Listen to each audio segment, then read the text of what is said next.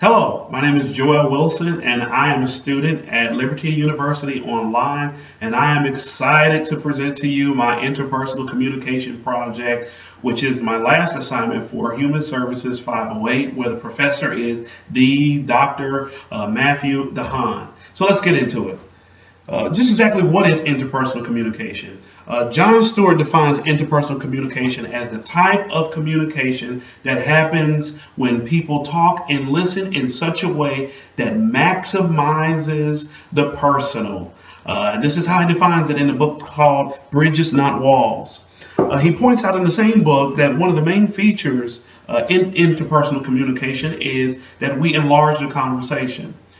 Enlarging conversation happens when we choose how we'll respond, the choices we'll make in terms of decisions, whether or not we'll positively move the conversation forward.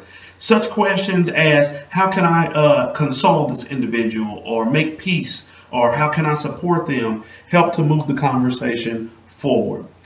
We were assigned in this class the task of developing an overarching goal for our lives as it relates to interpersonal communication. And so yours truly desires and has aimed to continue to develop a warm and embracing character.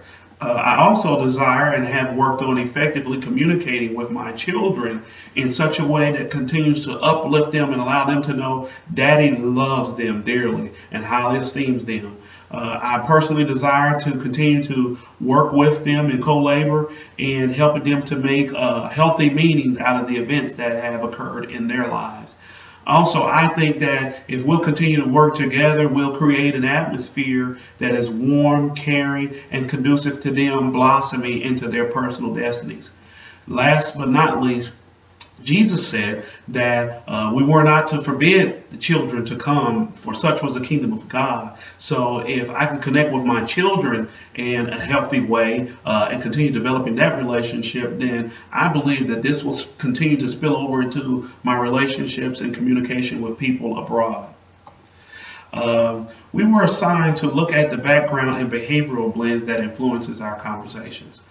Stewart says that each person must be aware of their personal features, which are uniqueness, measurability, responsiveness, reflectiveness, and addressability.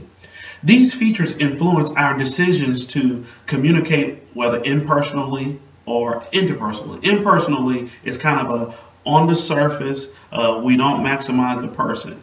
And it's important to know our own uniqueness and our own features, measurability, so forth and so on, because it is the conversation that is the relationship. We were assigned to read the book, How to Solve the People Puzzle, written by Miles Carbonell. And in this book, he develops what is called the 4-temperament model of human behavior. And so he said, go online and take the uniquely you profile, come back and look at your temperament.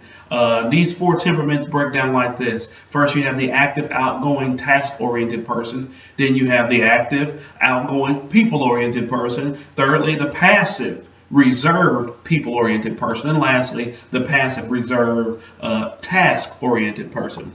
So that led me into looking at my profile answers, and what is expected of me is that I am passive yet active, with a perfect blend of being people and task oriented. However, the profile suggested that what I am, in contrast to what is expected of me, is that I am passive all the way around, but with a great mixture of being people and task oriented. Potential barriers for me that I found in the class through the reading is that red flag words, which Burley Allen lists as a term in her book entitled Listening, the Forgotten Skill. She says these red flag words are emotionally laden words that evoke strong meanings and feelings out of a person. Solutions to dealing with such words is to first recognize that these words exist in you and they have these meanings. Secondly, is that we give up our defenses and come to hear what is actually being communicated to us. And lastly, James Peterson, in his book entitled Why Don't We Listen Better, he suggests that we opt for understanding rather than trying to win a conversation. Another barrier for me that I found was fatigue. that after attempting to listen on a level 1, which is very high level of listening, involves being empathetic and concentrating, then my energy level by the end of the day is kind of low. So the solution that Berkeley Allen came up with is that she said, listen at a level 2, which requires less energy, and take notes that will trigger your memory later. One last barrier for me that I identified was not being as mindful and in the moment as I could be. Being mindful is that we use our natural ability to focus on the task at hand. Being mindless is actually damaging to the quality of our work and also damaging to our relationships. Here you got someone trying to talk to you and you're kind of multitasking in your mind. Stewart says substandard performance on any task results in low self-esteem and the lack of fulfillment. So the solution is to first do less multitasking and above all attempt to honor God and thank Him for the opportunity to do anything. We identified in this class what's a topic called noise pollutions. And noise pollutions can be internal and dealing with our personal thoughts, preconceived notions, us being on the defenses when we're verbally attacked or attacked in communication, or they can be external pollutions. In other words, the environment around us, traffic, cell phones. For example, my children, when I'm at church and dealing with members of the church, and so we have to learn how to manage our internal pollutions. Don't think ahead. Avoid being on the defensive. And external, prepare for people coming by turning off your cell phone. Manage the environment, if you will. For me, a plan of action to become and continue to work on being a great interpersonal communicator is that I intend to implement what James Peterson told us about in his book called Talker Listener Cards, aka TLCs. Talker Listener Cards define who will be speaking and that they own the problem and that they are most bothered. And the listener will be calm enough to hear and not own the problem. Will do all that they can to provide a safe, warm listening atmosphere. I also intend to do less multitasking and being more in the moment. I also have as one of my endeavors and plan the things to implement is to be at a place where I listen at a level 1 more often, and found in my listening then will be more empathy, not prejudging a person.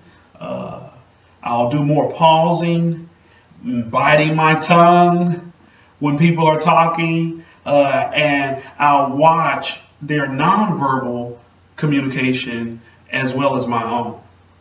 Also intend to implement creating a safe and warm environment for people and for my children, and to help them find solutions to their problems and to their that pain, that intolerable pain they have. And rather than giving them the answers, ask questions that help them find the answers for themselves.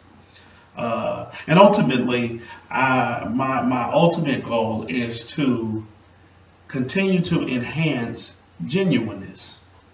When I come into a room, to be so genuine and so warm and empathetic in my spirit and in my person, that I leave the room better than when I came.